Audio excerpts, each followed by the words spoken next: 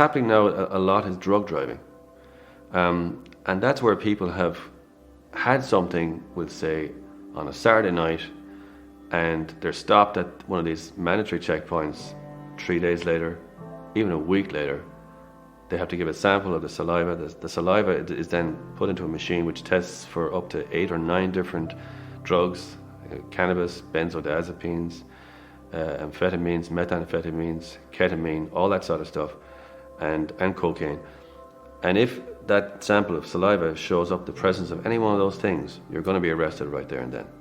Then you're brought to the station, and a sample of blood is taken from you. And if it subsequently shows up in the analysis from the Medical Bureau of Road Safety, you could be facing a year off the road.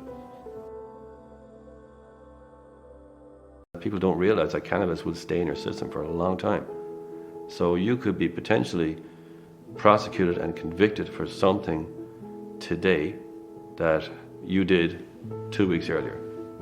And it's not acting on your system in any bad way. You're not obviously intoxicated. You were at the time, but not 2 weeks later. But you could be put off the road for that thing. So you could smoke a joint on a Saturday night and the following Thursday? Yes. Yeah, the following Thursday, like, there's no way that the cannabis joint is still acting on your central nervous system and making you intoxicated in any way. You're fine at some point the next day or the day after that. You're perfectly, you have all the outward appearances of being sober. But if you're stopped at a checkpoint and they do a saliva test and it shows up, you will be prosecuted, and you could end up being put off the road for a year for that. So things that happened 2 weeks ago could come back to haunt you.